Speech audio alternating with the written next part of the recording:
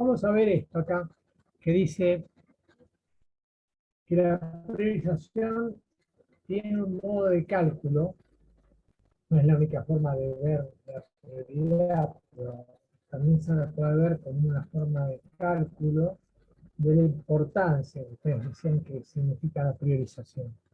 Entonces la fórmula para este cálculo es la que aquí se menciona, que es la prioridad, que es igual, directamente proporcional a la magnitud, la trascendencia y la vulnerabilidad, e inversamente proporcional al costo. O sea, algo es prioritario si tiene un tamaño, ¿no? Si además es atacable con medios que nosotros tengamos, y si además tiene resonancia en la sociedad. Esta resonancia sería la trascendencia, la forma, el tamaño sería la magnitud, y después, si es sensible a medios que nosotros contemos para gobernarla, sería la vulnerabilidad.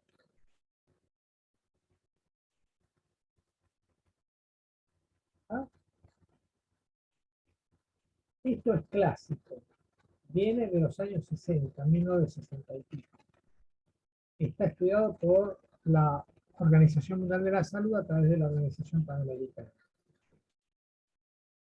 Y es inversamente proporcional al costo.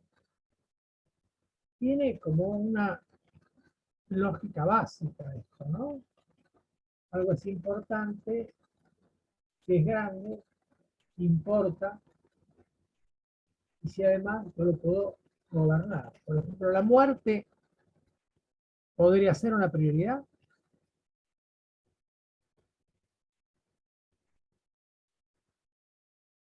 La muerte es una prioridad, ocuparse de la muerte, así en general.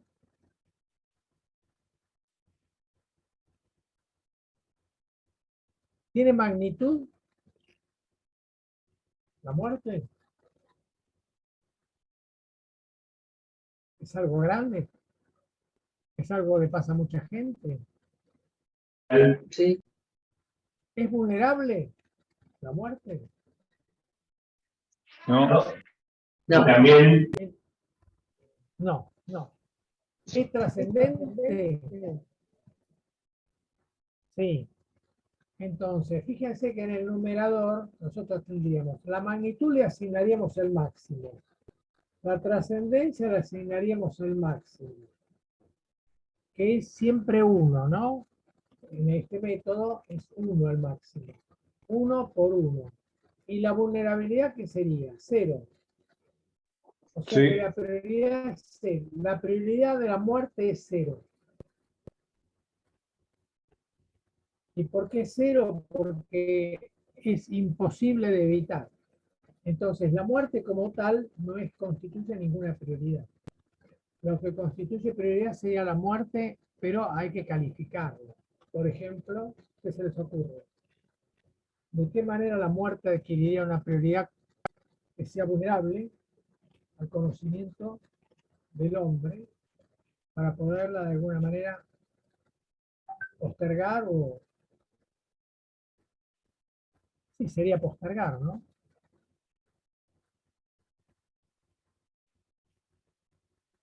O atenuar en alguna de sus condiciones, el dolor, la soledad, la molestia. Pero entonces tendríamos que poner un adjetivo a la muerte. Por ejemplo, un adjetivo para decir que podría ser una prioridad, ¿cuál sería? ¿Qué tipo de muerte? ¿Qué muerte sería prioritaria? Podría ser respecto a evitar. ¿Eh? No escuché. No escuché. ¿Qué dijiste? No hay nada. Dice mal de la policía porque es una señora en la esquina de casa. O sea que hablar de muerte materna, por ejemplo. ¿Sabe que escucho mucha redundancia, mucha resonancia? A ver, de nuevo, un poco más despacio. ¿Quién habló recién? Digo, si le ponemos un adjetivo a la muerte, ¿podemos hablar de muerte materna? Claro, pero la muerte materna es prioritaria, tiene magnitud, tiene trascendencia y tiene vulnerabilidad. ¿Se puede evitar la muerte materna? Por supuesto. ¿Eh? Sí, se puede evitar. Sí, no habiendo ningún embarazo. Solamente de esa manera. Si no, ¿cómo? Aunque hubiera un solo embarazo mañana en todo el universo, en todo el mundo, ¿uno podría decir que lo va a evitar seguro la muerte en ese caso? Entonces no se puede evitar, pero se puede reducir. Ah, entonces, ¿cómo expresaríamos la muerte para decir que puede ser una prioridad?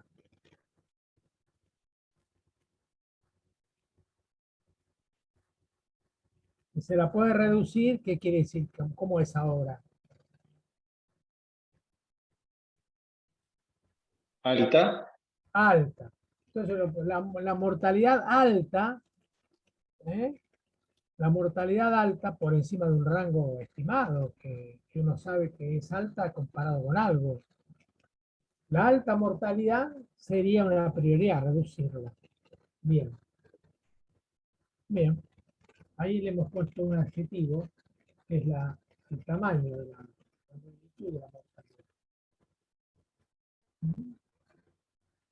La mortalidad evitable, por ejemplo, ¿no? Sí. La mortalidad anticipada, todos esos adjetivos le darían prioridad porque entonces empieza a haber vulnerabilidad de la mortalidad, empieza a ser vulnerable la muerte. ¿Está bien? ¿Se entiende? Entonces nosotros ahí tendríamos estas tres cuestiones. Y la otra sería el costo. El costo sería que cuanto más grande sea el costo, ¿qué pasa con la prioridad? ¿Aumenta o disminuye?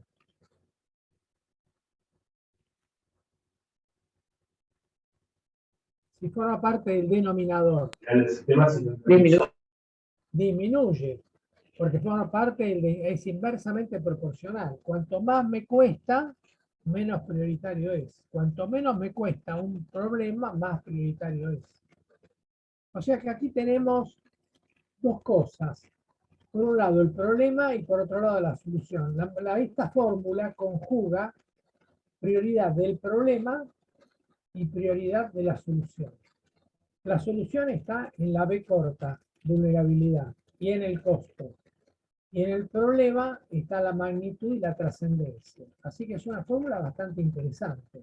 Muy básica, pero no deja de tener interés y hay que conocerla, porque es una de las fórmulas más conocidas para evaluar la prioridad. Es como que yo tengo que conocer lo básico, por lo menos. No puedo hablar de prioridad si no conozco esto.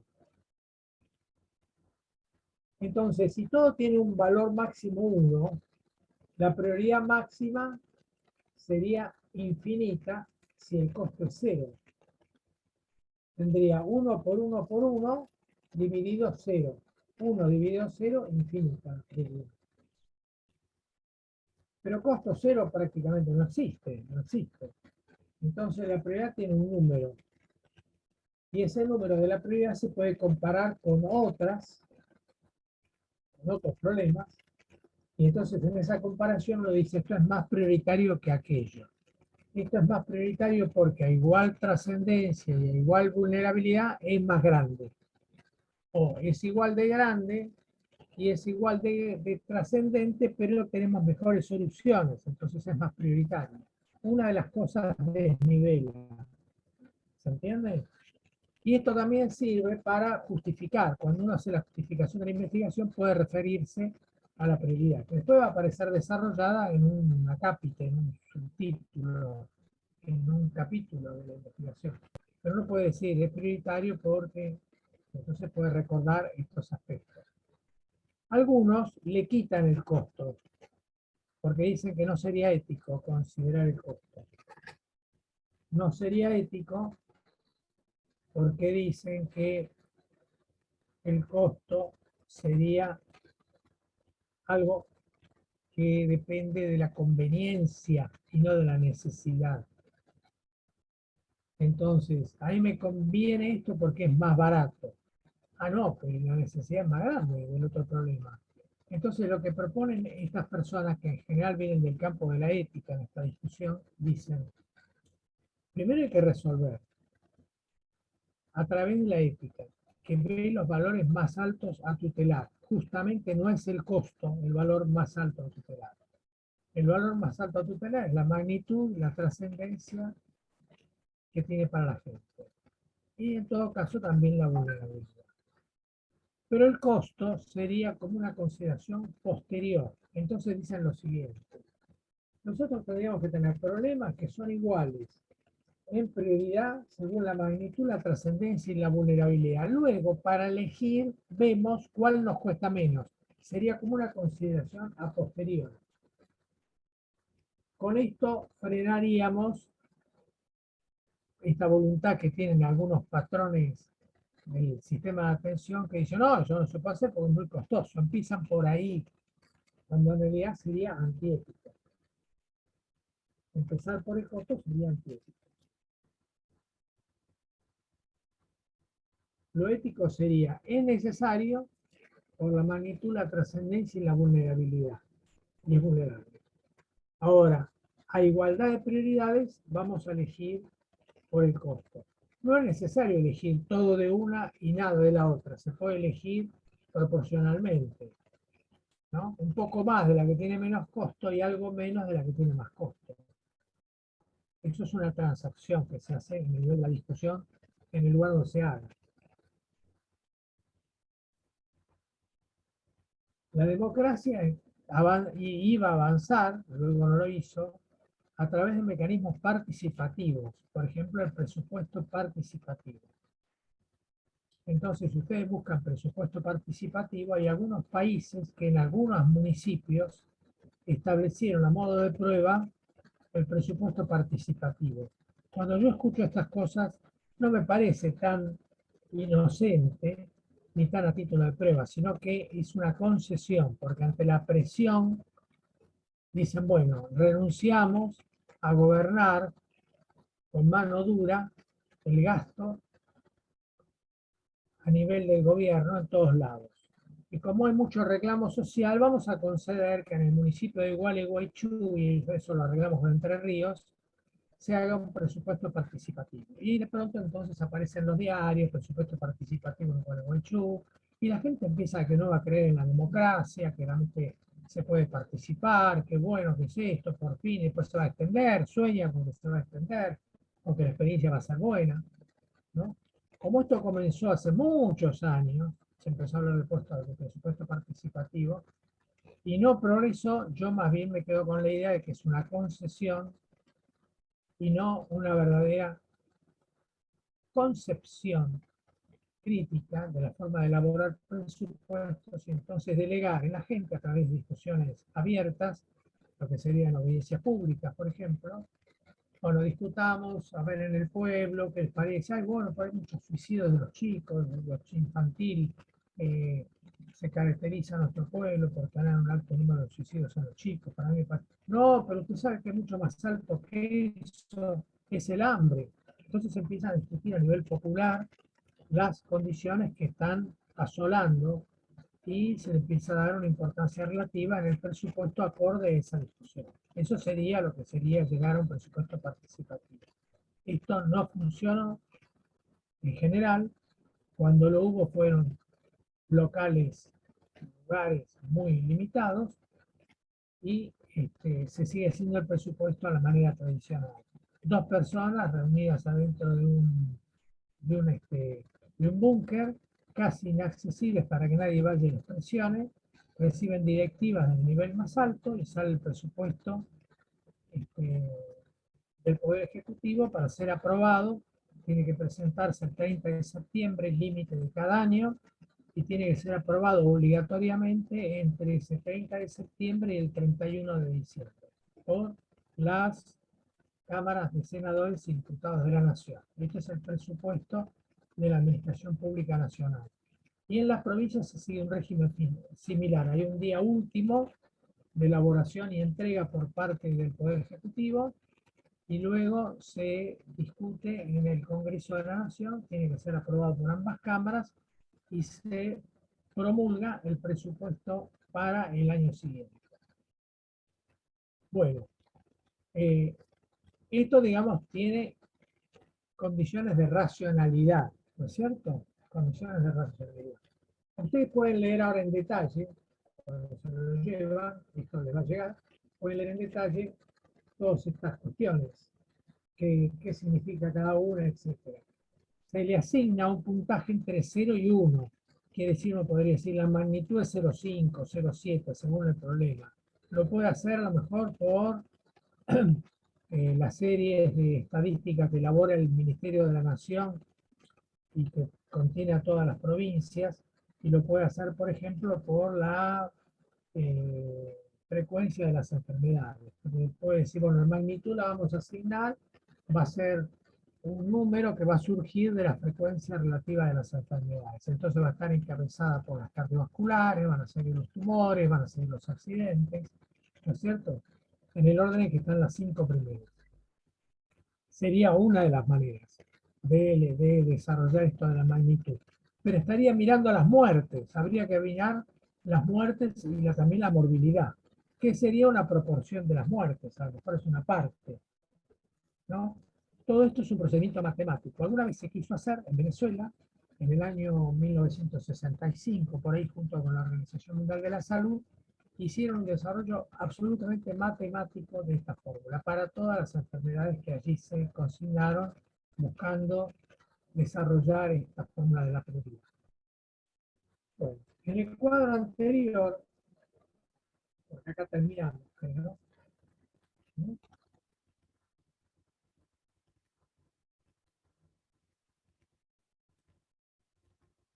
Acá sería utilizando un término que se llama discrecionalidad, que es muy importante en el derecho administrativo, o sea, el derecho que nos rige a nosotros como autoridades en la administración de la salud, nos rige el derecho administrativo. Así que hay ahí capítulos que serían de lectura muy importante para ustedes cuando estén en la administración. Y uno de los capítulos que les recomiendo es el de la discrecionalidad, ¿no? Y la discrecionalidad es el grado de libertad que uno tiene para hacer algo. Yo tengo discrecionalidad para mover este lápiz acá delante de mí y anotar cosas que vamos conversando, ¿sí? Pero no tengo discrecionalidad para tirar el lápiz así contra la pantalla, porque ustedes dirían, pero ¿qué le pasa? Entonces, la discrecionalidad mía tiene amplitud, pero no es infinita, ¿no? Entonces, todos tenemos cierta discrecionalidad. Cuando estén en la administración, en algún cargo de conducción, la discrecionalidad aumenta. Pero las amenazas a la discrecionalidad son estas tres que están acá, y que se pueden aplicar a cualquier cosa. Yo lo traté de aplicar a las prioridades para que vean cómo tener en la cabeza que la discrecionalidad nos ayuda a criticar, a criticar. Entonces, un adecuado cálculo de prioridades se opone al abuso de discrecionalidad, o sea, hacerlo con la plata a lo que no se le ocurre, asignarla a las prioridades que no se le ocurren. ¿Y cuáles serían los límites a la discrecionalidad? Hay tres que están en los libros de derecho administrativo, que son los límites que vamos a tener nosotros para nuestro manejo discrecional del cargo, ¿no? Entonces, serían la arbitrariedad, que es que yo no tengo argumento, no tengo prueba para decir esto, ¿eh? Me estoy llevando por delante los argumentos de los demás, me estoy llevando por delante las leyes, me estoy llevando por delante los decretos, las resoluciones, pues no tengo un argumento contra ellos. Entonces lo que debería regir, no habiendo un argumento contrario, serían las normas ya establecidas. Si yo me llevo por delante las normas, caigo en esto de la arbitrariedad. Después estaría la irracionalidad, que sería el atentado a cualquier lógica elemental. Por ejemplo, si yo tiraba el virome contra la pantalla, sería un acto de irracionalidad, ¿no? Si yo lo hiciera porque Javier no me gustó en este momento verlo, y al mismo tiempo abajo está Laura, y yo lo tiro, pero lo tiro donde está Javier, entonces cualquiera diría, mira, no solamente es arbitrario, porque hay una norma, digamos, implícita, a veces la norma es implícita, a veces es explícita, que es de comportamiento en este caso, entonces yo no tengo por qué andar tirando las cosas contra la pantalla, y no solamente es irracional, porque atenta contra cualquier lógica elemental, interrumpir la clase contra, ¿no? Sino que además vos tiraste la virome en el cuadradito donde está Javier, pero no la tiraste donde está Laura, y los dos están en la misma condición. Entonces hay una desigualdad de trato. Sería la tercera forma de atentar contra la discrecionalidad aceptable, digamos. Entonces, yo en el cálculo de presupuesto, en base a la priorización, yo tendría arbitrariedad si me llevo por delante normas establecidas, porque ya hay normas de cómo se atiende Chagas, de cómo, o sea, ya hay normas, ¿no? Ya hay una historia de cuánta plata hay que asignarle, qué sé yo, a los bancos de sangre, cuánta plata se llevan las entidades descentralizadas, el Hospital Posadas, que es nacional pero es descentralizado. Ya hay una historia, ya hay una norma implícita. Entonces, bueno, yo iría contra eso. Si además atento contra cualquier lógica elemental, ¿no es cierto? Por ejemplo, no reemplazo eso con otra cosa, ¿no? Entonces, no solamente me estoy llevando por delante una norma, sino que además no me asiste la lógica. Y si además al Posadas lo trato diferente que a otro organismo descentralizado como la ANLIS, ¿no es cierto? O el programa de trasplantes en INCUCAI, que es otro organismo nacional descentralizado, alguien diría, a este le redujiste el 50% y a aquel le aumentaste el 50%, ¿y cuál es la razón? Hay una desigualdad de trato que no está explicada. Entonces, esas tres serían los límites para cualquier cosa en la discrecionalidad que tenemos para hacer algo. Yo lo apliqué aquí para tener un primer ejemplo a la crítica que uno le haría a este desarrollo si uno quisiera criticarlo por ahí, ¿no? Habría siempre otra crítica. Bueno, vamos a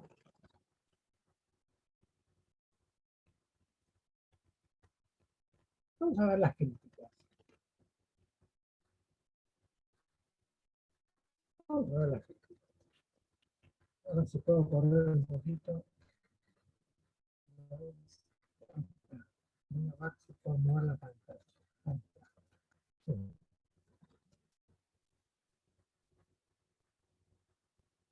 Las críticas que uno puede hacer, supongamos, ¿no?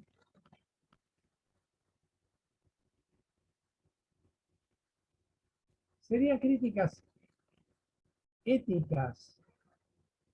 Y sí, si no hay, si no hay una, si no hay una libertad en, en consentir un cambio o en consentir una sanción de un presupuesto en base a una prioridad, y sería un problema ético. Por ejemplo, esto se plantea en los gobiernos de facto, o sea, ya los gobiernos democráticos tienen la gran limitación de que en todo caso las prioridades y los presupuestos que de ella derivan son discutidos por un Congreso y no por la sociedad. Ya eso, por eso lo tratan de reemplazar por el presupuesto participativo. Habría una discusión ética, sí, habría una discusión política. Y también, porque los grupos, en este caso las jurisdicciones, Santa Fe, Santiago del Estero, tienen un poder político, pero ese poder político depende de en un régimen presidencialista depende de su cercanía a la figura presidencial. Entonces uno podría hacer críticas éticas de participación y podría hacer críticas políticas de direccionamiento de recursos a, a ciertas jurisdicciones en desmedro de otras. O sea, no es solamente magnitud, trascendencia y vulnerabilidad, ¿Se dan cuenta? Hay que agregar elementos valorativos, éticos, y hay que agregar elementos de participación de actores políticos, que no están en la fórmula, que no están en la fórmula que hemos visto de MTB/C, no están, ¿no? Después dice, es simplista, porque la priorización finalmente no la fuerza, dice, bueno, tomo la mortalidad y le asigno el doble de valor que la morbilidad, ¿no es cierto? Hay una cierta sobresimplificación de este fenómeno, ¿no? No, al no estar el derecho, o sea, las leyes vigentes como tales, porque dicen magnitud, trascendencia, vulnerabilidad y costo, ¿dónde está el derecho ahí? ¿Dónde están las leyes sancionadas acerca de cosas de la atención? No está, ¿no? Así que es demasiado simplista, están faltando evidentemente elementos, pero es un mínimo, ¿no? Después está algo que hablamos, que sobrevalora el costo, ¿no? Y después hay otro tema también, que es que los problemas no son independientes. Bien podría ser que yo al solucionar un problema soluciono dos o tres. Supongamos, eh, eh, el Aedes aegypti sería el vector de la chikungunya, del dengue, dije bien, ¿no? Del dengue y de la, espérate, chikungunya, dengue y, ¿alguien se acuerda? Zika. Ah, y ahí está, bien. Entonces nosotros tenemos que una campaña en el dengue contra el Aedes aegypti al mismo tiempo tiene cierta sinergia inevitable, que es disminuir las posibilidades de Zika y de chikungunya. ¿Se entiende? Alguien podría decir, mira, ahí la apuesta vale doble. Bueno, y así sucede con varios problemas donde uno tendría que buscar sinergias y antagonismos. ¿Eh? Después tampoco está el criterio de la urgencia, o sea, en la fórmula no dice que esto sea grave y urgente.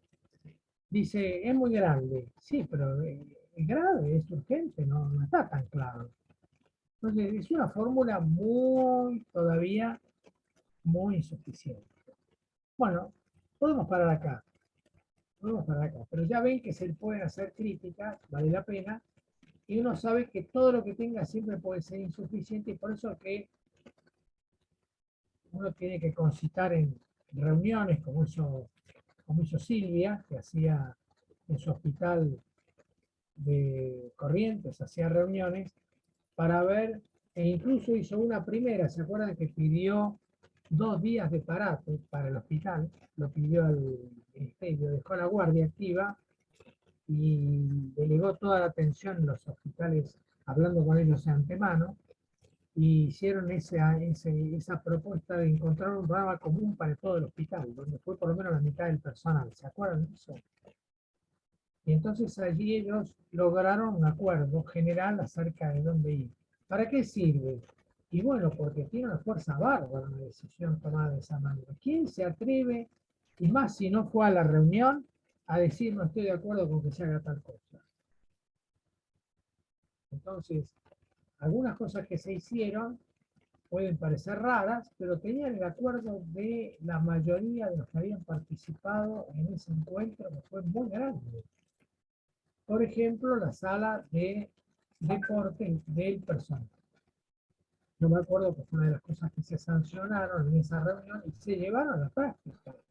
¿Qué persona del hospital va a decir que estoy en desacuerdo con que el personal, luego del trabajo, cuente con una sala de deportes para venir acá, relajarse y mejorar su físico? Y que se gasten recursos en eso, y que se gaste un salón para eso, y luz para eso. ¿Se dan cuenta? Ahora, si hubiera sido una ocurrencia del director, y a lo mejor era un lío. Muy bien. Bueno, cuando a ustedes se les ocurra relacionar esto con charlas anteriores, háganlo rápidamente, porque a todos nos sirve, ¿no? Es como aprender 2 veces lo mismo, se va fijando. Bueno, aquí dejaríamos el tema prioridades para pasar al ejercicio de prioridades.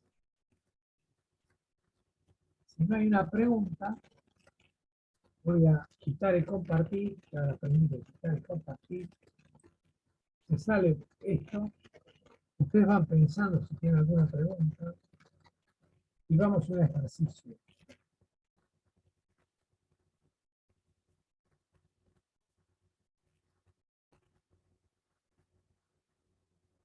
Todo esto lo reciben ustedes.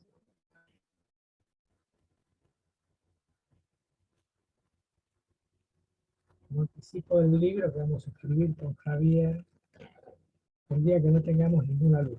Estamos esperando ese momento y vamos a decir, bueno, tenemos otra cosa que hacer que es escribir el libro. Va a ser muy curioso que escriban el libro personas que no tienen alumnos. Pero personas que tienen muchos alumnos no lo pueden escribir nunca. Como ven, cada cosa tiene sus pros y sus contras.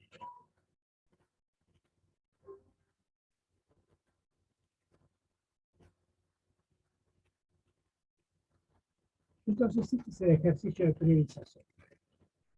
Lo tiene a la vista. Por favor, a ver, por favor, Luis, ¿estás a mano, Luis? Para leer esto.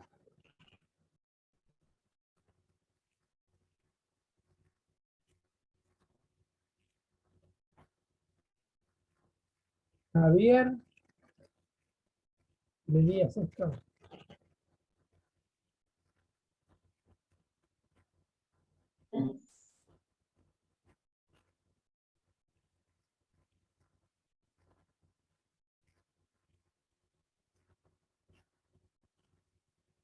Javier, ¿estás disponible para leer esto? ¿Me hablas a mí, Mario, o a Meris? No, Al no, a doctor Javier. Ah, no, a Javier, a los compañeros.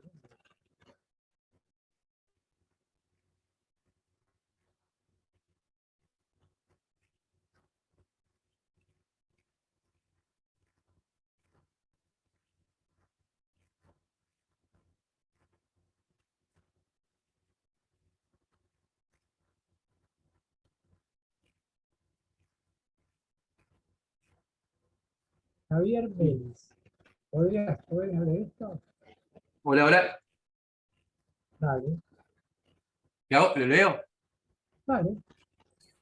En su zona está disponible el total de los diagnósticos de defunción de la última década. Se comparan con los provinciales en este cuadro. Tenemos un cuadro que en las columnas tenemos zona, provincia, después tenemos infarto agudo de miocardio, enfermedad cerebrovascular, cáncer de pulmón, accidentes de auto, neumopatías y homicidios. De infarto agudo de miocardio tenemos 5.545 en la zona, en la provincia 152.867. Enfermedades cerebrovasculares tenemos en la zona 2.004, en la provincia tenemos 52.372, cáncer de pulmón tenemos 542 en la zona, 17.575 en la provincia. Accidentes de auto tenemos 440 en la zona, 15.836 en la provincia. Neumopatía tenemos 421 en la zona, 12.895 en la provincia, y homicidios tenemos 754 en la zona, 8.621 en la provincia. Bueno, ahora se trata, Javier, de que nosotros sepamos, estando nosotros en la zona, cuál es la prioridad de nuestra zona respecto de la provincia. O sea, la provincia va a decir, este año para nosotros en Santiago del Estero, la prioridad es el hambre, supongamos. O sea que todos los municipios, Montequemado, Fernández, Añatuya, todos tienen la prioridad del hambre. Bien. Pero cada uno a su vez tiene prioridades particulares. O sea, no pueden evadir la prioridad general porque todos saben que algo les roza de lo que está pasando en la provincia con un problema severo a nivel total provincial. Pero cada uno después dice, Añatuya dice, no, pero yo soy distinto a los Fernández. A mí me pasan cosas que Fernández no tiene. Yo tengo mis propias prioridades. Entonces tienen, aparte de la prioridad general, tiene la prioridad local. Entonces, ¿cuál es el problema acá? Que cada uno de nosotros, trabajando en un municipio, En el hospital donde estábamos, o donde sea, pertenecemos a un municipio, a un partido en la provincia de Buenos Aires, a un departamento en otras provincias, así se llaman, tenemos una cierta prioridad que es local. Y la provincia no va a decir que no, que yo me ocupe de algo local. Entonces, si yo estoy en un lugar local, en esa zona, pues llame zona de una manera general a todo esto que serían partidos, municipios, departamentos, etcétera, tengo que saber con qué argumento yo puedo decir que algo es prioridad respecto de otra cosa. Y se me ocurrió que lo voy a hacer con las muertes, lo podría haber hecho con las noticias periodísticas, lo que dice el periodismo de lo podría haber hecho con los reclamos que recibo de la gente, lo podría ver con un buzón que tengo ahí que dice quejas y la gente va y tira papelitos anónimos. Tengo 1000 formas de saber yo qué es lo que importa para hacer prioritario algo, pero se me ocurrió que técnicamente es importante, por lo menos aporta un dato más, y después lo voy a comparar con otras fuentes de información, pero por lo menos esta, de saber las muertes. Y tengo estas muertes, ¿comparadas con qué? Comparadas con la de la provincia. Y yo me pregunto, ¿cuál es la prioridad para mí? Si ustedes miran, ¿se dan cuenta cuál es la prioridad para mí? Yo estoy en la zona. ¿Cuál es la prioridad para cada uno en la zona? Los homicidios, ¿Por qué? porque proporcionalmente tenemos más homicidios en la zona que en la provincia. Fantástico. Es la respuesta. Es la respuesta. Tal cual. Entonces es ahí donde nosotros tenemos que apuntar en cada uno de las columnas. Y encontramos alguna que no sea prioridad, ya encontramos una que es claramente una prioridad, así al toque, de verla nomás. Y alguna que no sea una prioridad.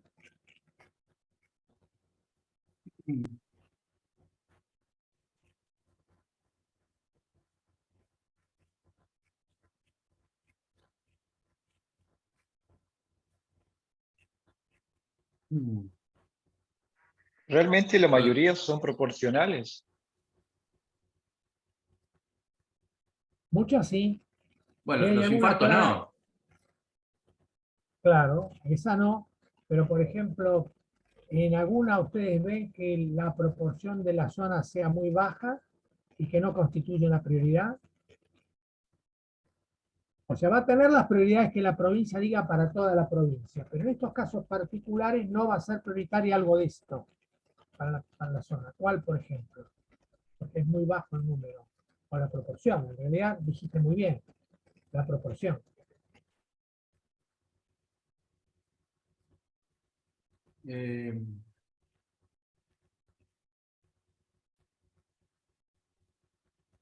Los infartos es baja la proporción.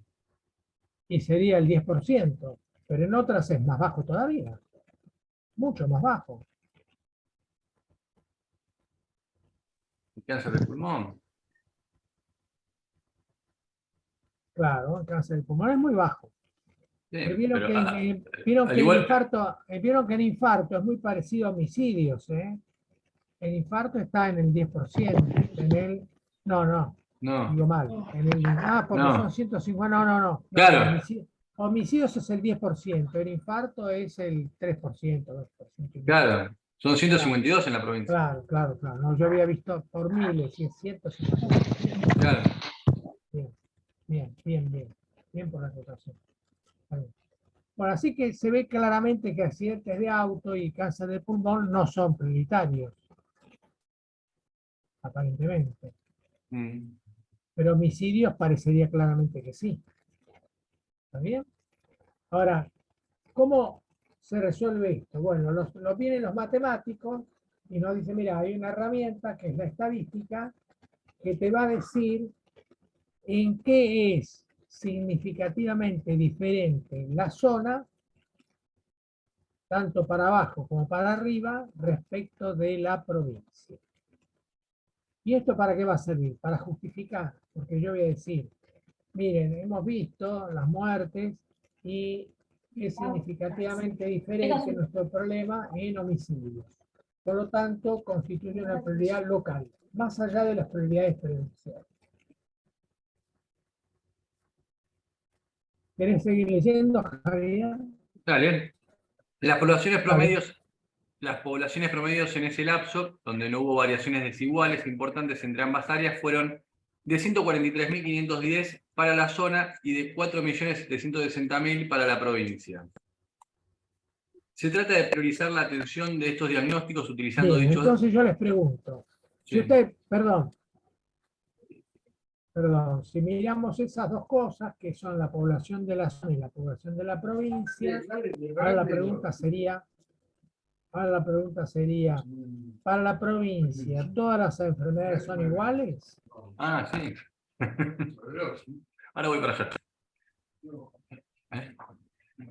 Para la provincia, todas las enfermedades son iguales. ¿Cómo? Para la provincia, ¿todas las enfermedades tienen la misma importancia? No. Para la provincia me parece que tuvo más importancia el infarto agudo de miocardio que los homicidios. Bien, bien.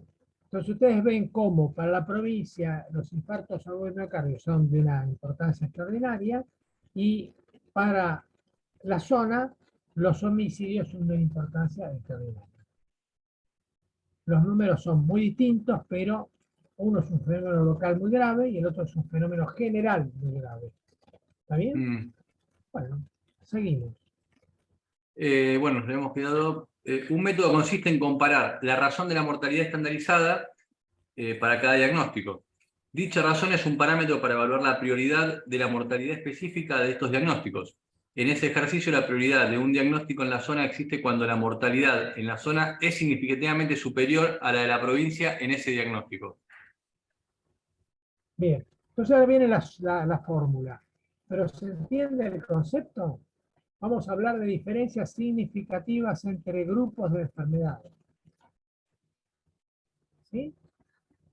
Podría ser diferencias significativas entre grupos de jurisdicción. Por ejemplo, homicidios en Salta, homicidios en Jujuy. ¿La diferencia es significativa? ¿Ven cómo se aplica la palabra diferencia significativa? Siempre que uno tiene dos grupos, aplica en la noción estadística de diferencia significativa. Quiere decir, esa diferencia es tan grande que significa algo entre estos dos lugares. Y cuando digo algo, ¿qué quiero decir? Que no pertenecen al mismo universo. Escuchen bien, no pertenecen al mismo universo. Si Salta y Jujuy formaran parte del mismo universo, los homicidios tendrían una tasa. ¿Cómo sería la tasa? Si fueran del mismo universo.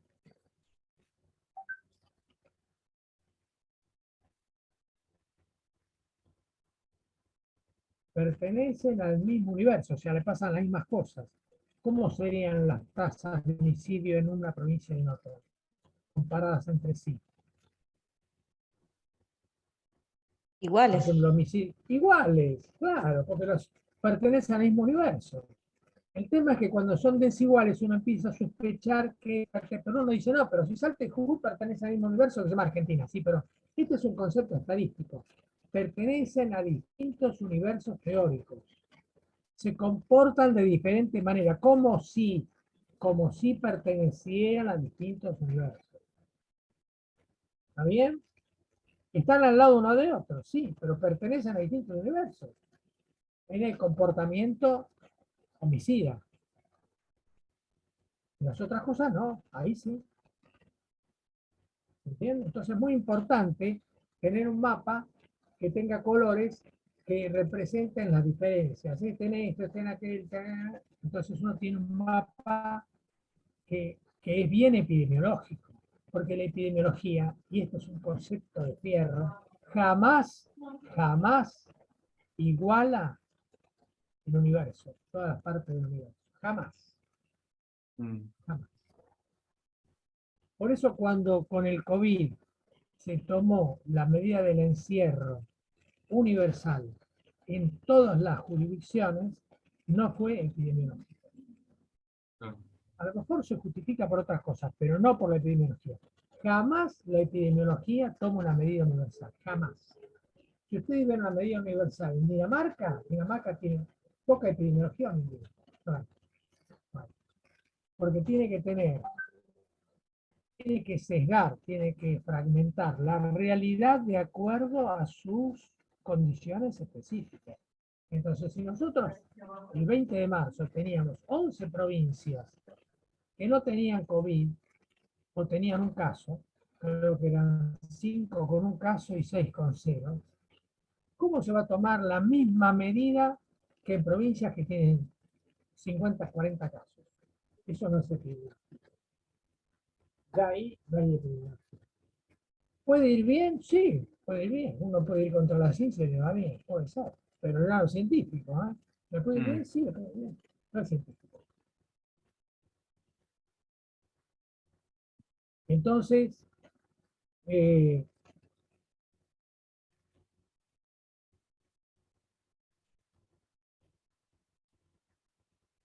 muchas cosas te puede ir bien y no es científico. Vos te vas a Mar del Plata con las gomas con 14 y a lo mejor llegás en vez de 32. Ahora, no agarres una piedrita porque se te revienta la rueda, o no agarres un cordón, porque choca la cama, choca la llanta de fierro contra la goma y la parte, y está ya la cubierta. Ahora, si vos vas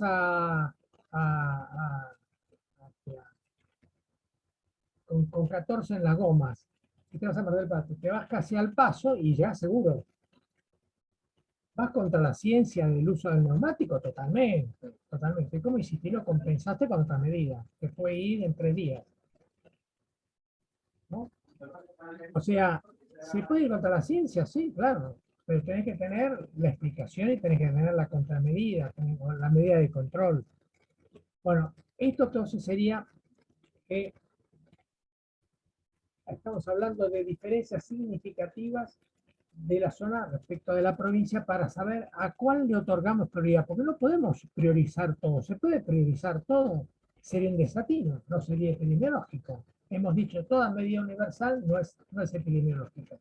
Si uno prioriza todo, tendría que tener recursos para todo al mismo tiempo y en todos los lugares, en todas las condiciones. Es un absoluto. Es probablemente hasta negativo, hasta probablemente sea negativo. ¿No? Sería como tener una ambulancia en la puerta de mi casa. Es negativo, me va a terminar haciendo mal a la salud. Voy a estar deseando que al final la use. Al final la tengo todos los días ahí parada, voy a tener mañana un infarto. A ver si le doy uso. No la tengo tan parada. O sea, ¿qué sé yo para qué sirve tener una ambulancia todo el día en la puerta de mi casa? Probablemente para crearme pánico.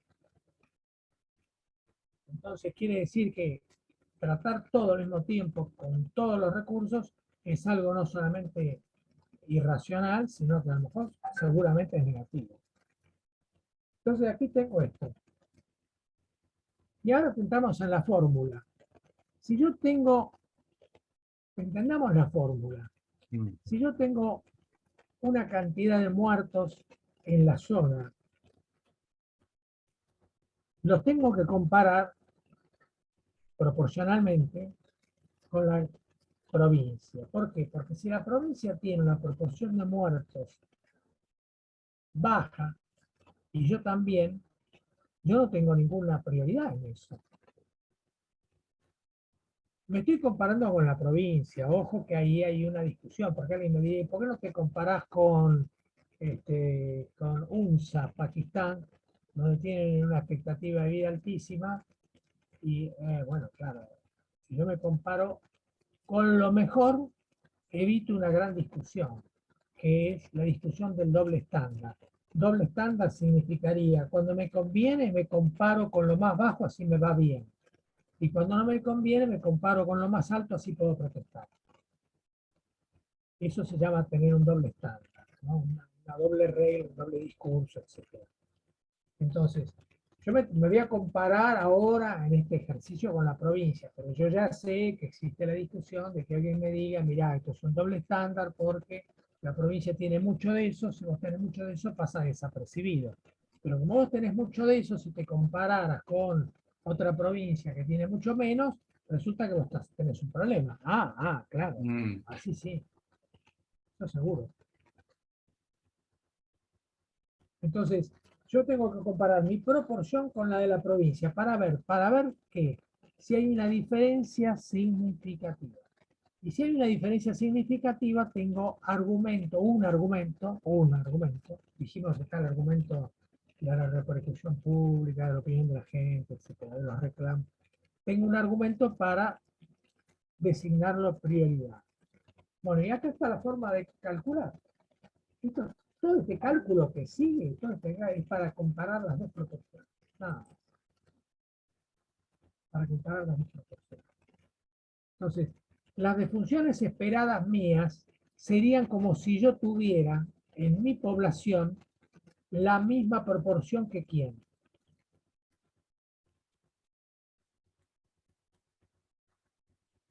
Que la provincia. Provincia. Si tengo igual la misma proporción que la provincia, yo tengo la misma proporción, no hay diferencia significativa. Entonces yo lo primero que hago es calcular las muertes que yo debería tener si yo tuviera la proporción de la provincia. ¿Se entiende? Entonces, esta fórmula es como una regla de 3 simple. Proporción de la provincia, muertos de la provincia. Población de la provincia, muertos de la provincia. Población de la zona, muertos de la zona.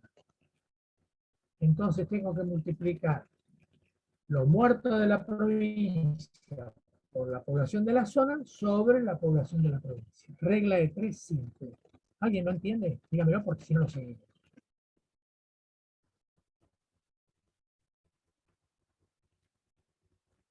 Es como si yo no conociera las defunciones en la zona.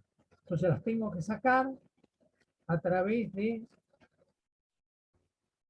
los muertos de la provincia por la población de la zona sobre la población provincial. Me va a decir cuántos yo esperaría en mi zona.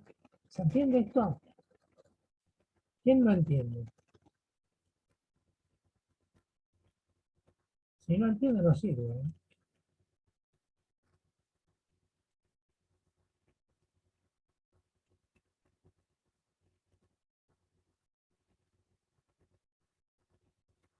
Entonces, con esto yo voy a tener unas defunciones esperadas en la zona.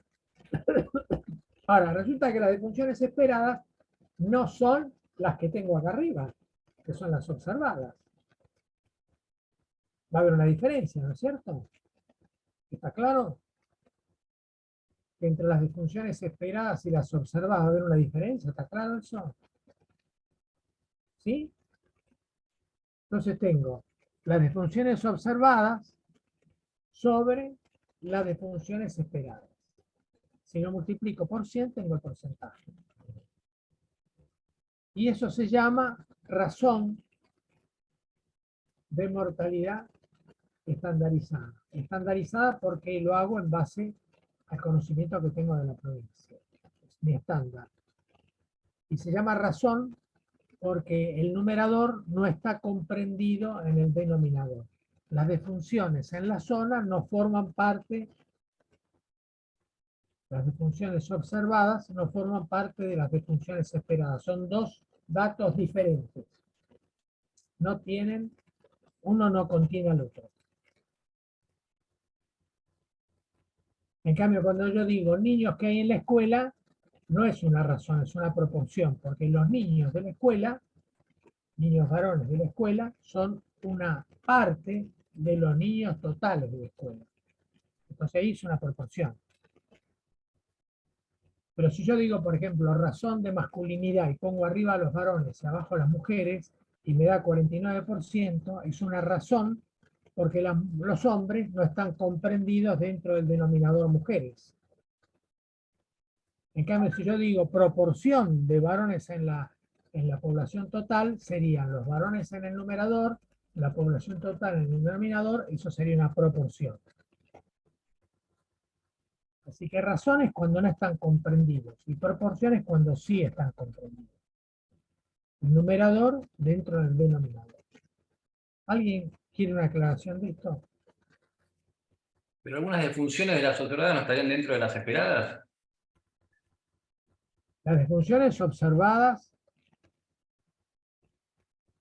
tienen intersección. O sea, ¿Viste teoría de conjuntos? Que tenés el Sí. conjunto A, el conjunto B, tiene una superposición parcial. Sí. Bueno, tienen intersección, pero no están. Vos no sabés si están adentro. Te Ah. podría dar que las funciones observadas son más grandes, entonces no están adentro de las esperadas, por Bien. ejemplo.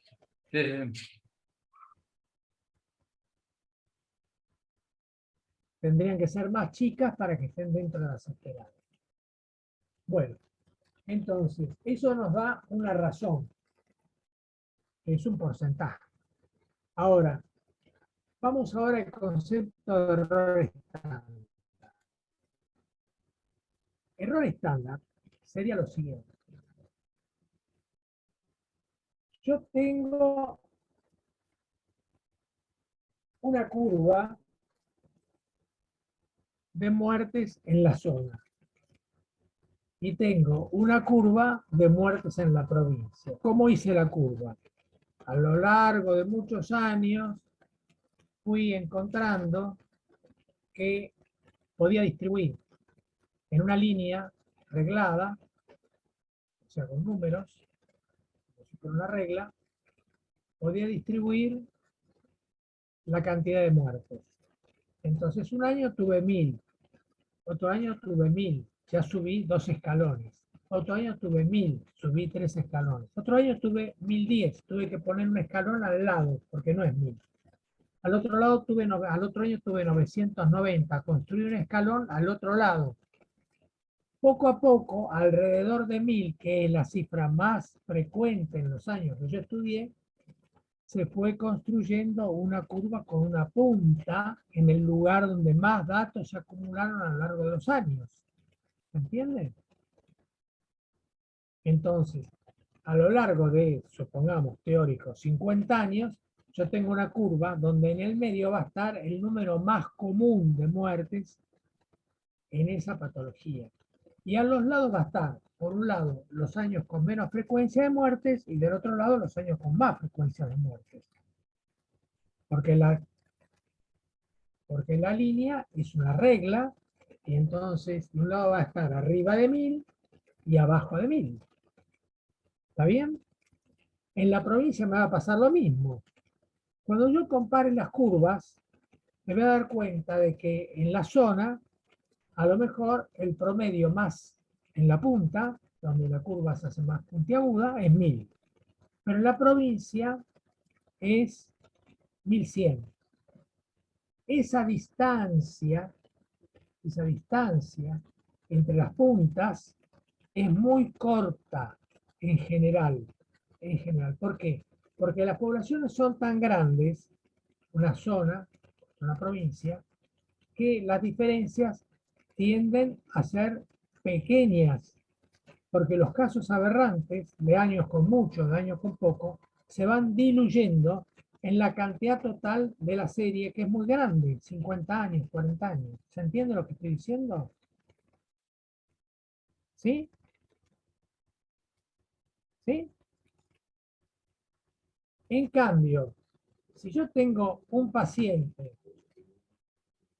con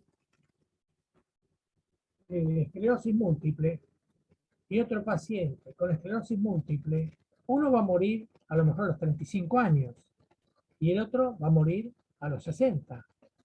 La distancia es muy grande. ¿Por qué? Porque no se diluye.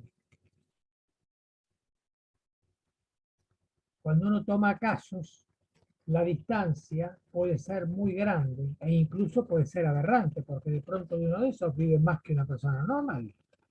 Pero eso sería un dato aberrante, pero puede haberlo. Entonces, cuanto menos casos tomo, yo tengo más distancia entre los valores. Cuanto más casos tomo, esa distancia se va acortando. Tanto es así que en series cada vez más grandes, las curvas se van acercando cada vez más. Se van diluyendo cada vez más los valores extremos. ¿Está bien? Bueno, entonces, entre curvas se trabaja con error estándar, porque el error estándar trabaja con errores chicos. En cambio, entre casos se trabaja con el desvío estándar, que trabaja con desvíos grandes. Concepto básico. Si yo tengo casos, pocos casos, trabajo con el desvío estándar. Si tengo grandes números, trabajo con el error estándar.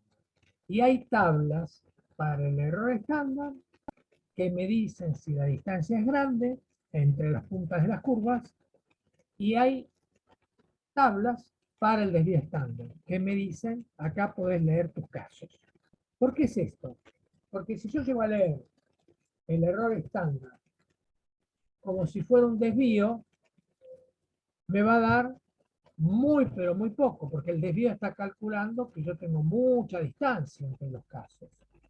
En cambio, si yo miro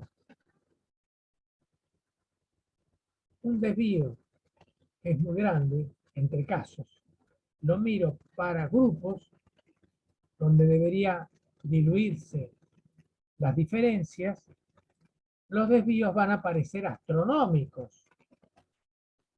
La diferencia entre un caso y otro en la edad de muerte es astronómica, mirada con la diferencia entre grupos. Si yo llego a comparar las muertes, los promedios de muerte por esclerosis múltiple en Argentina respecto al promedio de edad al morir de las esclerosis muertes en Chile, me va a dar una diferencia muy pequeña. ¿Se entiende? Las puntas de las curvas van a estar poco separadas. ¿Se entienden? En una va a ser, con respecto a otra, 4 o 5 años de diferencia. Pero si yo tomo un argentino y tomo un chileno, ambos con ambas esclerosis múltiple, la diferencia puede ser brutal. ¿Se entiende? ¿Me explico? ¿Sí o no?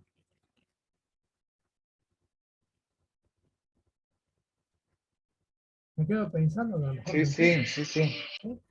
Entonces yo, para los grupos, uso el error estándar. ¿Se entiende ahora por qué uso el error estándar? Porque son grupos grandes. Entonces me dice lo siguiente, el error estándar. Esto está estudiado por los estadísticos, así que tomamos la fórmula con una fe ciega. Lo han hecho con 1000 dados, con 1000 tiradas de dados, con 100.000 tiradas de cartas. Entonces están construidas estas fórmulas con las curvas correspondientes. Entonces tengo el error estándar es igual a esa razón que me dio, que es un porcentaje de las muertes en la zona comparada con las muertes en la provincia, que me va a decir, por ejemplo, las defunciones observadas son el 80% de las muertes esperadas. Quiere decir que se murieron pocos, porque las defunciones observadas son menos que las esperadas. O me va a decir, las defunciones observadas son el 120% de las esperadas. Ah, se están muriendo mucho. Yo esperaba 100, se murieron 120. ¿Está bien? Eso es lo que me va a decir la razón de mortalidad arriba que vimos recién. Yo tomo esa razón, que va a ser 90, 80, 120, y me la traigo acá, a donde dice error estándar. Y saco la raíz cuadrada de las defunciones observadas en la zona. Las defunciones observadas las tengo allá arriba, en este cuadrito. Saco la raíz cuadrada, por ejemplo, de 754. Y lo uso como denominador. Es el denominador de este error estándar, que se obtiene con ese porcentaje de defunciones observadas sobre las esperadas, dividido la raíz cuadrada de las defunciones observadas. Y me va a dar un número. Ese número es la razón de mortalidad estandarizada, ¿no? Yo lo voy a multiplicar por 2. O sea, lo voy a multiplicar por 1,96. ¿Por qué lo voy a multiplicar por 2? Porque las curvas,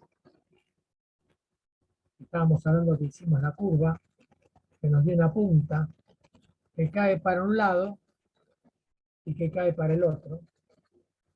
Las curvas tienen adentro una cantidad de observaciones. Si yo tengo 50 años para hacer la curva de la muerte, proporción de muertes o la tasa de muertes por homicidio, voy a tener la tasa de muertes por homicidio durante 50 años. Me va a dar una curva. El dato más frecuente va a estar en el medio, en la punta más alta de la curva. Y los datos más infrecuentes, los años con menos frecuencia, van a estar a mi izquierda y los datos más frecuentes van a estar a mi derecha. ¿Está claro eso? Entonces, si uno dice, ¿dónde están los 50 años observados? Están ahí adentro. Entonces, ¿qué hacen los estadísticos? Le trazan a la curva una línea por el medio, que sería la línea de la observación más frecuente, donde está la punta.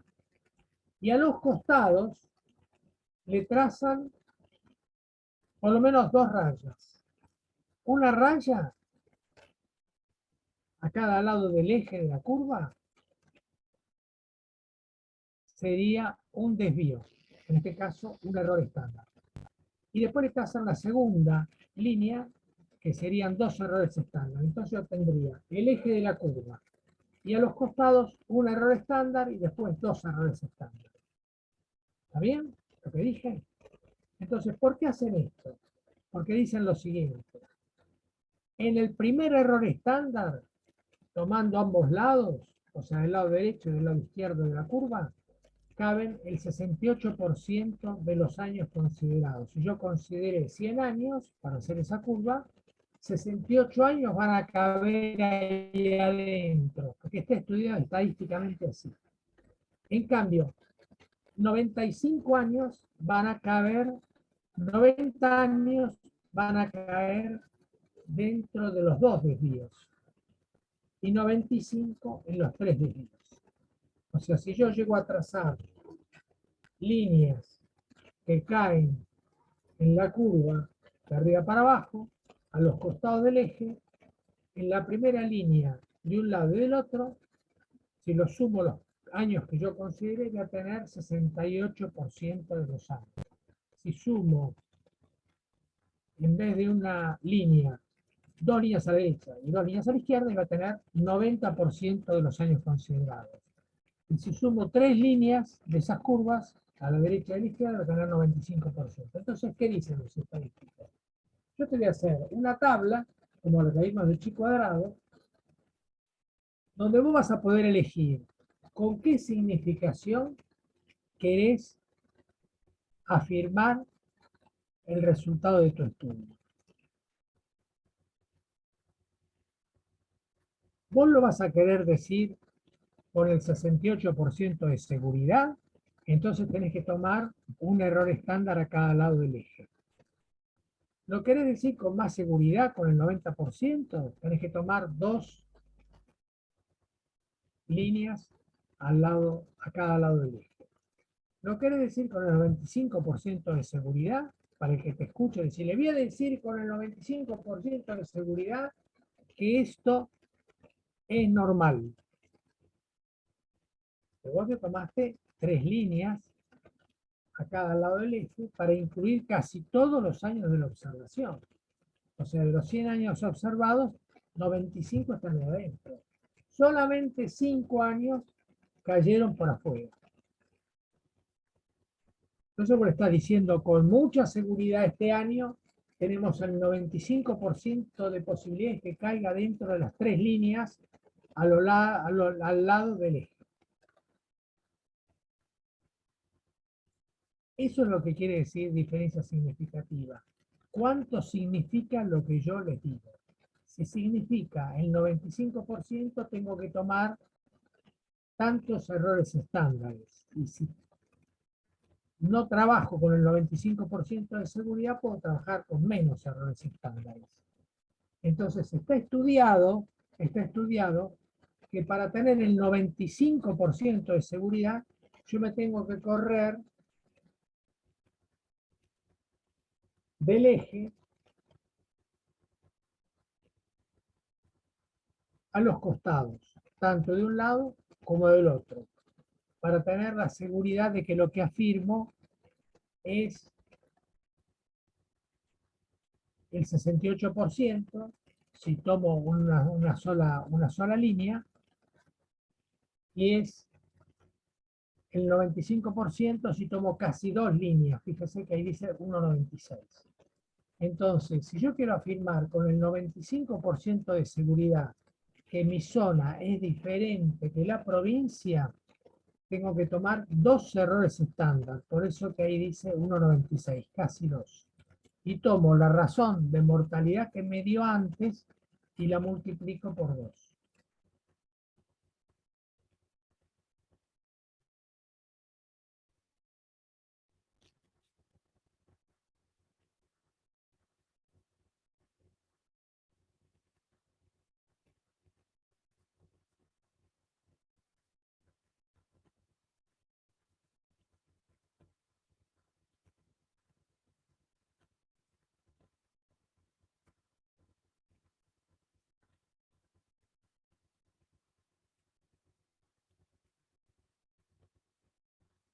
Entonces, supongamos que la razón de mortalidad me dio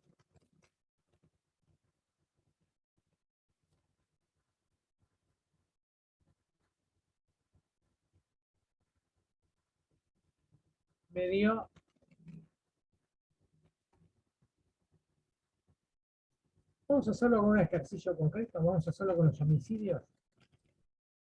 Ahí tenemos los homicidios. ¿Tiene máquina de calcular o lo calculamos con la computadora?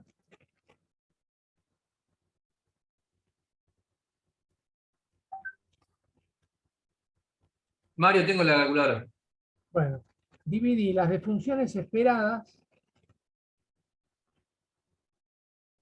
perdón, Observadas. perdón. El número de muertos en la provincia es 8.621, en el caso Sí. de los homicidios. Lo dividí por la población de la zona, que son 143.510.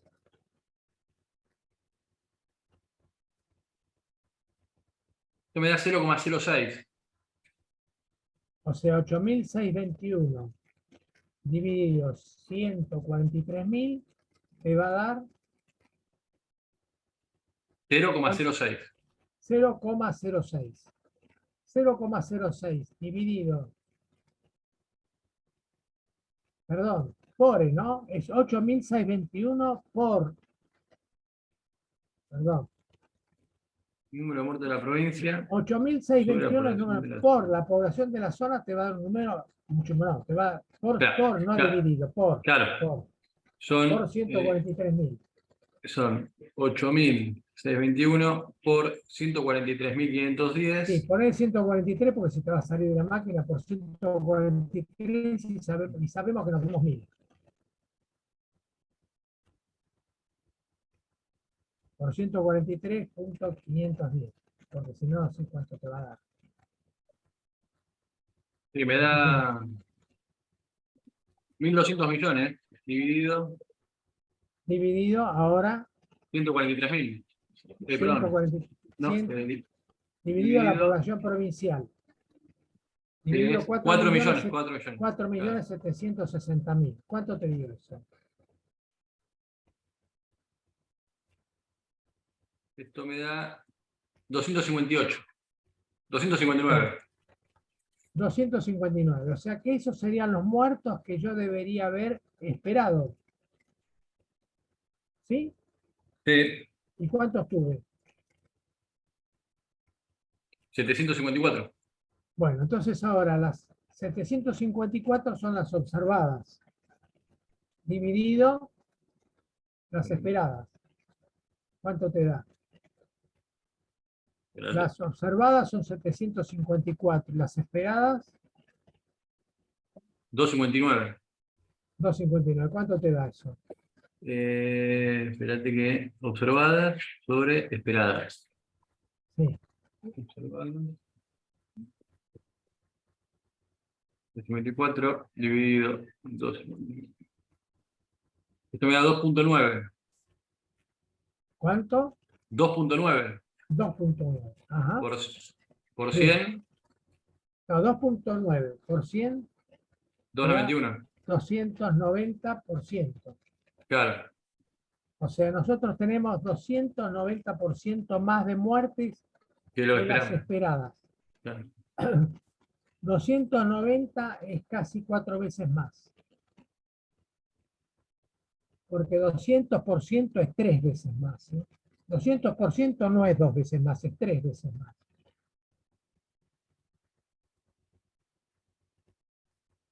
Un aumento del 200% es 300. Hay que multiplicar por 3. El 100% hay que multiplicar por 2. ¿Se entiende? Yo tengo un 100% de aumento en alimentos, multiplico por 2. Si lo tengo del 200%, multiplico por 3. Y así sucesivamente. Entonces tengo 290%, tengo que multiplicar por 3,9. Digamos, las muertes observadas son 3,9 veces más grandes que las esperadas. ¿Están de acuerdo? ¿Sí? Bueno, ahora yo Sí, tengo... sí. Sí, sí. Bien, ahora yo tengo eso. Ahora tengo que dividirlas por la raíz cuadrada de disfunciones en la zona. ¿Alguien puede sacar la raíz cuadrada de las disfunciones que son 754? Va a dar 20 y pico, ¿no? 27. 27. 27. Bien, si nosotros dividimos 390 por 27, ¿cuánto nos da? ¿Cómo? Dividido 390, ahora vamos a buscar el error estándar. Es 390, la razón de mortalidad esperada, sobre 27, la raíz cuadrada de disfunciones. ¿Cuánto da? Era 290. 290, sí. 290 sobre 27, te va a dar 11. Exactamente. Más o menos. 10,75. Sí, 11. Te da 10,75. Sí. Entonces, 10,75 va a formar parte de la siguiente fórmula, que es el límite de confianza del 95%, para que yo pueda hablar con una fuerza, con una significación, con una importancia, con una seguridad del 95% en lo que voy a decir. Tengo que multiplicar esos 10,75 por 1,96. ¿Cuánto da?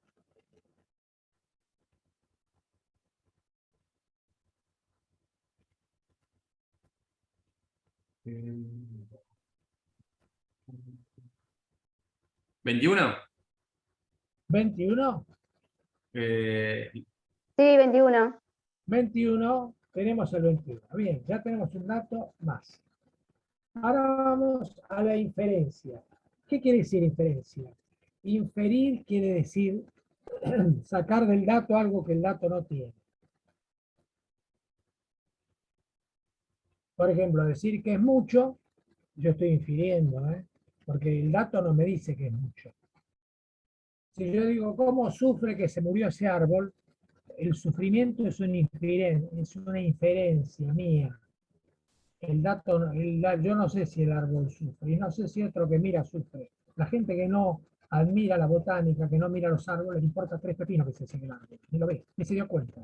Pero para mí es una inferencia. Entonces quiere decir, le agregás al dato algo que el dato no tiene. Yo acá agregué una emoción. En el caso de la estadística es agregar la importancia. Yo infiero que esto es mucho. Los estadísticos me dicen, quédese tranquilo, que yo tengo tablas y le voy a decir que es mucho. Yo tengo que hacer un acto, es como si yo hiciera un acto de fe. Digo, bueno, que el estadístico me diga. Yo ya sé que después tengo mi crítica a esto que estoy diciendo, pero los estadísticos esperan que las tablas gobiernen el mundo. Digamos, supongamos que yo exagere y diga que los estadísticos se creen dioses. Ellos creen que encontraron leyes generales de los números que les permiten resolver todo lo que uno les plantea en cuestión de números. Estoy exagerando, me estoy poniendo en la cabeza de un estadístico fanático. Después vamos a tener críticas a esto, pero vamos a creerles, porque han hecho tablas que son muy trabajadas, que nos van a ayudar. Entonces vamos a creerles avanzando por el camino que nos indica, después vamos a tomar una decisión. Habíamos dicho, hay una decisión estadística y una decisión del investigador. Vamos a conservar nuestra independencia de investigador, pero vamos a seguir por el camino estadístico. No podríamos ser buenos investigadores si descuidamos el cálculo que nos ofrecen las estadísticas. Yo tengo que conocerlo. Después veo si lo comparto, pero tengo que conocerlo. No puedo hablar de algo que no sé, como si supiera. Sería un necio. No sabe que no sabe. Sería un necio. No, yo tengo que saber lo que dice. Después voy a elegir. ¿Entienden? Entonces, acá estamos con que el límite de confianza es de 1,96 por 10. Por 10, por 10 nos dio ¿cuánto? 21. El límite de confianza es 21. Bueno, yo tomo ese 21 y seguí leyendo, por favor. ¿Dónde nos quedamos? Se trata de priorizar la atención de estos diagnósticos utilizando dichos datos. Un método consiste en comparar la razón de mortalidad estandarizada para cada diagnóstico. Dicha razón es un parámetro para evaluar la prioridad de la mortalidad específica de los diagnósticos. En este ejercicio, la prioridad de un diagnóstico en la zona existe cuando la mortalidad en la zona es significativamente superior a la de la provincia en ese diagnóstico. Después vienen las fórmulas y finalmente estamos en la inferencia estadística, que es el quinto renglón. Inferencia estadística. La diferencia es significativa en un 95% o más cuando el límite de confianza inferior está por arriba o el límite superior por debajo de 100, si consideramos dos errores estándares. Exacto. Ahora vamos, para llegar a esto y entenderlo bien, vamos a llenar este cuadro que dice abajo. Diagnóstico, homicidios. De funciones esperadas. Sí.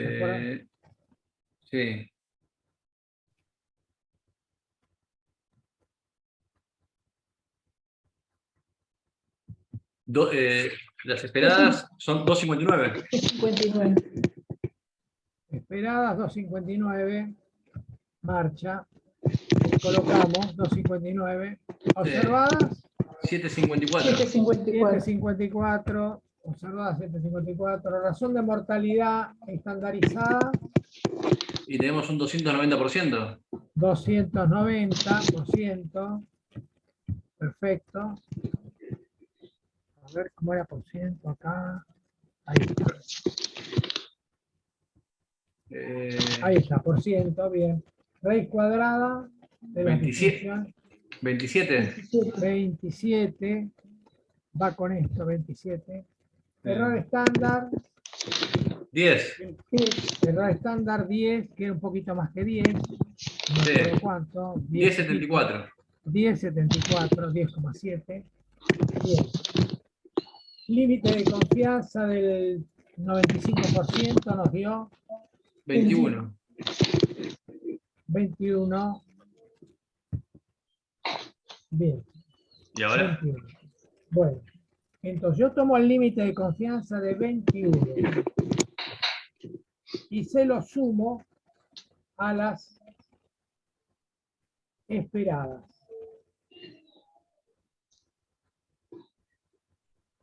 Entonces, yo podría haber esperado 259 más menos 21.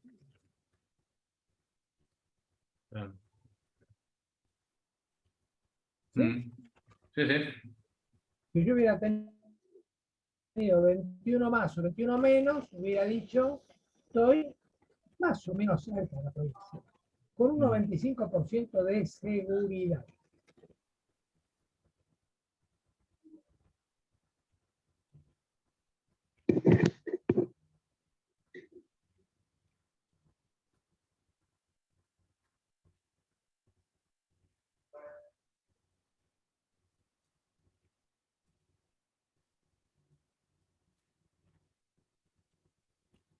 O sea, las esperadas para mí son el 100% de mis muertes. Sería un número muy válido si yo hubiera tenido 100 4% porque las observadas hubieran coincidido con las esperadas. No coincidieron. Entonces, ¿cuánto se pueden desviar? ¿Cuánto se pueden desviar? Se pueden desviar 21. en 21. Si yo sumo 21 a 259, 280. 280. en 280, el número 754 queda comprendido entre 259 y 280. No. Ah, Entonces la diferencia es significativa. Yo puedo decir, miren, en el municipio, a todos los miembros del municipio les digo, miren, ¿saben qué? Acá el suicidio en los niños es una prioridad absoluta, enorme, porque estamos muy por afuera de lo esperado. Creo que Río Cuarto en la Argentina es un, no me acuerdo si Río Cuarto, hay un pueblo cordobés donde hay una cantidad de suicidios infantiles, pero muy, muy elevada. Creo que es Río Cuarto. No, también puede ser, no. Venado Tuerto. No me acuerdo si es Río Cuarto o Venado Tuerto. Venado Tuerto es de Santa Fe. Río Cuarto es de Córdoba. No me acuerdo cuál de los dos pueblos tiene un índice de suicidios infantiles muy alto. Bueno, quiere decir que uno ya en una categoría muy grande va y dice esto. ¿Se dan cuenta qué importante que es esto? Es fundamental. Es un aspecto, ¿eh? No es todo. Acá no se termina la discusión de prioridad. Ustedes van con este dato. El que venga con este dato tiene que encontrarse con gente y con datos de la misma valía, porque si no este dato dice que mal, es muy importante este dato. Muy importante. Imagínense qué dato hay que tener para competir con esto. Hay que hacerse fuerte en mucha información de gran valor para competir con este dato. O sea que acaban de aprender una forma de entrar muy tradicional, cuantitativa, ¿no? En base a un cálculo estadístico, etcétera, pero guarda el hilo, ¿no? Le quiten más importancia. Y les digo una cosa, en la mayoría de los municipios no tienen la más mínima idea de cómo se calcula esto. No tienen la más mínima idea. Más aún, no saben que se puede calcular, que ya es el colmo. No saben. Si ustedes les llegan a decir, oíme, en Castelar, ¿vos te comparaste con la provincia en accidentes de auto? ¿Qué es eso? Te van a preguntar. ¿Cómo? Te estoy diciendo, el accidente de auto se compara con la provincia. Se compara, y claro, ¿cómo sabes si accidente de auto es importante o no para vos? Ah, no lo había pensado. Ni idea. Entonces uno se pregunta, ¿cómo hacen para saber qué política pública va a haber en el municipio si no saben nada de esto? No pueden compararse con nada. ¿Cómo sacan la prioridad? ¿De qué estamos hablando? Estamos, compañeros, compañeras, estamos atrasadísimos. Nos falta lo básico, lo recontra básico. ¿Se dan cuenta? Para ustedes no pueden hacer administración si no tienen diagnóstico. Porque administrar es servir bajo servicio. Pero ¿cómo van a hacer un servicio si no conocen la realidad? Ahora, hay un dicho que dice así, la administración sin epidemiología es ciega. La epidemiología sin administración es impotente.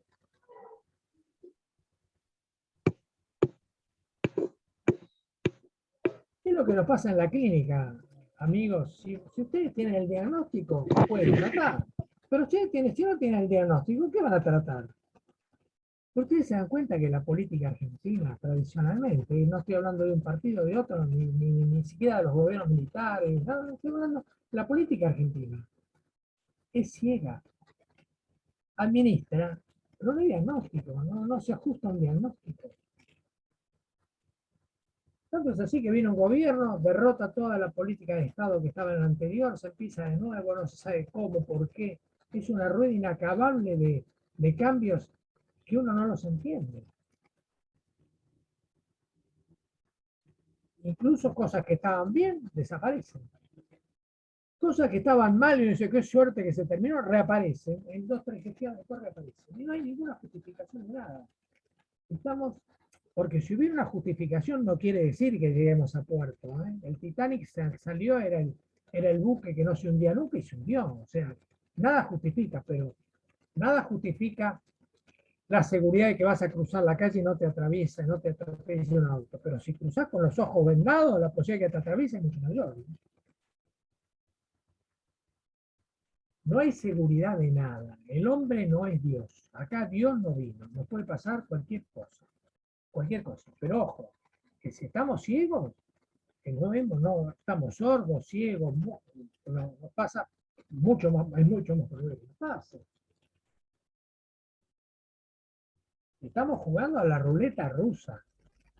La humanidad, en algunos aspectos, está jugando a la ruleta rusa. Tenemos las armas.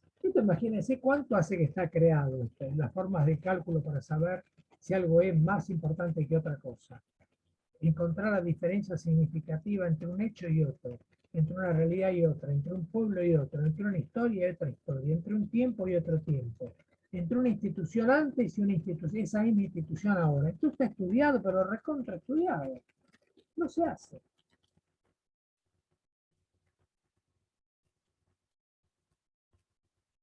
Así que ustedes tienen acá un arma fundamental para una discusión de prioridades. Una, ¿le falta saber la trascendencia? Sí.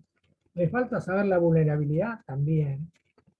¿Son los homicidios vulnerables a medida que nosotros no lo sabemos? Decime qué medida es eso, pero mi opinión, no lo sabemos. Eso no lo estudiamos. Hemos estudiado la magnitud, pero miren qué datos. Y sobre todo, qué datos que no se hace, que no se sabe, que se ignora, que se puede saber. Bueno, hemos terminado con prioridad, cálculo de prioridades. Es una forma de entrar. Les queda a ustedes estudiar trascendencia, vulnerabilidad, todo eso. Se puede estudiar. Hay un libro básico acá, que está acá citado, elaborado en base a datos del libro, acá ven la nota 1. Este libro lo bajan gratis de internet. Se está bajando gratis de internet. Si no lo bajan gratis, lo tengo. Pero lo bajan gratis. Es un libro pasado de moda en muchas cosas, pero tiene cosas básicas como esta, en base a las cuales yo elaboré el ejercicio. O sea, el ejercicio así no lo tiene el libro, lo elaboré para que ustedes pudieran hacerlo. El libro lo comenta, da ejemplos aislados, etc. Este ejemplo lo desarrollé así entero, con el cuadro final en blanco, todo para que ustedes pudieran llenarlo y verlo. Entonces, significación, sí. Ahí terminó el ejercicio. Es significativo. Y así lo hacen para cada enfermedad. En alguna le va a decir que no, y en otra le va a decir que sí.